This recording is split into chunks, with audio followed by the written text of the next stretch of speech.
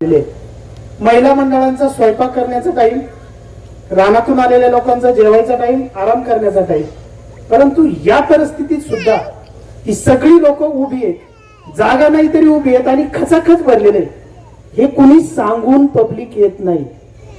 ज्याप्रमाणे या गावाने या संतोष दादा यांना देव माणूस, आपला माणूस मनाने मानले। हे बघा, गाड्यांवरच्या बॅनरवरती टाकून देव माणूस होत नाही, इथून मानलेलं आहे। त्यांच्यासाठी ही लोक आज काही करायला तयार आहे। त्याचप्रमाणे पाटील, तुम्हाला सुद्धा या लोकांनी आपलं मानलेलं आहे। आपला माणूस काय असतं ना, तर ते या ठिकाणी पाहतो प्रत्यक्षदर्शी। संतोष दादांचा मला 15-12 वर्षापूर्वीचा अनुभव आहे। क्रिकेट खेळत असताना दादा एकदा मैदानावरती आले। मी त्यांच्या गावचा नाही, शेजारचा बांधभाऊ आहे, पण दादांशी मी एक माझी अडचण घेऊन गेलो। तुमच्याकडे पण आलो होतो त्यावेळेस मी, तुम्ही पण तुमच्या पद्धतीने मदत केली। दादा मला म्हटले, मी अनुपम खेरच्या अकॅडमीसाठी ट्राय करत होतो, मला 1,70,000 रुपये फी होती। मी सगळ्यांची लिस्ट काढली तालुक्यातली त्या परीने। दादांनी फक्त विचारलं, तू कुठला आणि काय करणार आहेस, आणि खराडीच्या ऑफिसला आहे म्हणले। 10,000 रुपये तात्काळ काढून दिले। याचा विनियोग काय होणार आहे किंवा मी काय ते खाण्यापिण्यात घालवणार हे सुद्धा विचारलं नाही। त्याच पद्धतीत पाटलांनी पण मला त्यावेळेस 7,500 रुपये त्यांच्या ऑफिसमध्ये या आणि घेऊन जा म्हणले। ही या पद्धतीची माणसं आहेत लोकांना। बरं, हे जाऊ दे, समजा वैयक्तिक झालं। तुमच्या गावासाठी आता या दादांनी सांगितलं की काय केलेलं आहे।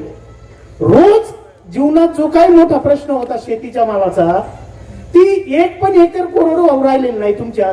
याच्यापेक्षा अजून दादांनी काय केलं पाहिजे संतोष दादांनी?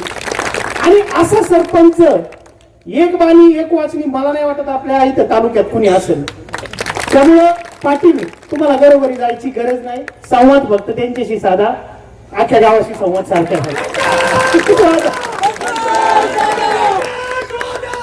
म्हणजे आपला उमेदवार तुम्हाला सगळ्यांना भेटणार आहे, नवीन उमेदवार आहे। परंतु तुम्हाला या उमेदवाराची एक खासियत सांगतो। हे बघा, तोंडावरती वरवरचं आपलेपणा आणणं आणि मनापासून निखळ हास्य, निस्वार्थी, मनात कपट नसणं, हे ज्योतिताईंचं वैशिष्ट्य आहे। मी त्यांच्याबरोबर ट्रॅव्हलिंग केलेलं आहे उज्जैनला। त्या ताईंचं जे काही बोलणं माझ्या बरोबर, त्यांच्या पती बरोबर, कुणाबरोबर असेल ना, निस्वार्थी सगळ्या भाविकांबरोबर होतं। असं नव्हतं की मनात सोफिस्टिकेटेड एकदम आणि तोंडावर चेहरा, असल्या प्रकारचे नाही येतो। हे 20 वर्ष यांनी फक्त समाजासाठी दिलेले। आता कुठं आपल्यासाठी मागतायत, तर आपण त्यांना द्यायला काय हरकत आहे? आणि हे खूप मोठं आपलं भाग्य आहे की अशी थोर माणसं आपल्याला लाभलं। मला फक्त एवढंच सांगायचे, ज्या काही मागच्या चुका झाल्या असतील त्या दुर्लक्षित करा आणि ही संधी सोडू नका आणि ही आपली माणसं गमवू नका। बस एवढंच आहे। ते देणार आहे, ते त्यांच्या पद्धतीने करणार आहे, तुम्हाला मागायची सुद्धा गरज लागणार नाही।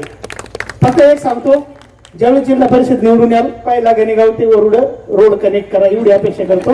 धन्यवाद। आणि तुम्ही निवडूनच येणार आहे, त्यात काय वाद नाही।